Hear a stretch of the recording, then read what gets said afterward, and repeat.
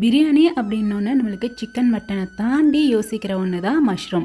அதுவும் இன்றைக்கி ஆம்போ ஸ்டைலில் மஷ்ரூம் பிரியாணி வெஜிடேரியன் கூட சூப்பராக செஞ்சு சாப்பிட்லாம்.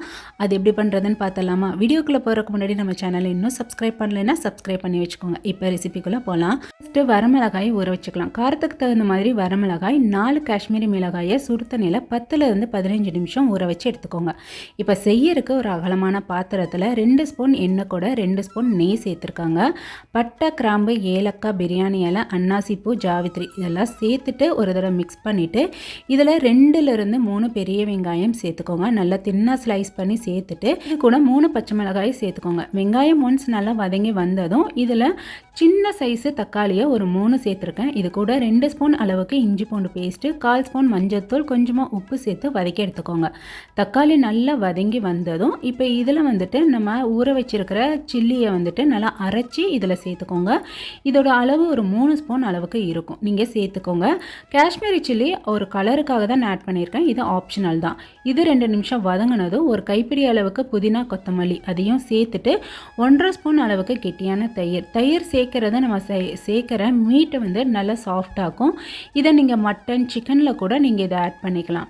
இது 2 நிமிஷம் நல்லா வதங்கினதும் இதில் 2 ஸ்பூன் அளவுக்கு பிரியாணி மசாலா ஆட் பண்ணியிருக்கேன். இது ஹோம்மேட். இதோட ரெசிபியை நம்ம யூடியூப் சேனல் இருக்குது, செக் பண்ணி பாருங்கள். இதை ஒரு 3 நிமிஷம் வதக்கினதும் மஷ்ரூமை இந்த மாதிரி கட் பண்ணி எடுத்துட்டு அதுக்கு தேவையான அளவு உப்பு ஆட் பண்ணி இதை ஒரு 3 நிமிஷம் நல்லா வதக்கி எடுத்துக்கோங்க. மூடி போட்டு ஒரு 3 நிமிஷம் இருக்கட்டும். மஷ்ரூமில் வந்து தண்ணி நல்லா ரிலீஸ் ஆகி வந்துடும். அதை பார்த்துட்டு நீங்கள் தண்ணி அளந்து எடுத்துக்கோங்க. இதில் 2 கப் அளவுக்கு தண்ணி இருக்கும், அதனால் நான் தண்ணியாக பார்த்து அளந்து எடுத்துக்கிறேன். இப்போ 1 கப் ரைஸுக்கு 1/2 கப் அளவுக்கு தண்ணி தேவைப்படும். தண்ணி ஆட் பண்ணி தேவையான அளவு உப்பு செக் பண்ணிக்கோங்க. உப்பு டேஸ்ட் பார்க்கும் போது உங்களுக்கு கொஞ்சம் தூக்கலாக இருக்கும், அப்போ தான் ரைஸ் சேர்க்கும் போது நல்லாயிருக்கும்.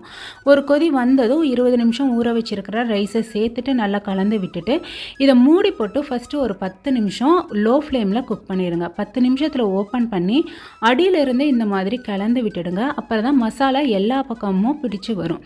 இந்த மாதிரி கலந்து விட்டுட்டு ஈவன் பண்ணி விட்டுட்டு மறுபடியும் க்ளோஸ் பண்ணி கரெக்டாக 15 நிமிஷம் விட்டுடுங்க. 15 நிமிஷத்துக்கு அப்புறம் அப்படியே அடுப்பில் ஆஃப் பண்ணிவிட்டு சூட்லேயே இருக்கட்டும். ஃபைனலாக எடுத்து கலர்ந்து விட்டிங்கன்னா அட்டகாசமான மஷ்ரூம் பிரியாணி ரெடி.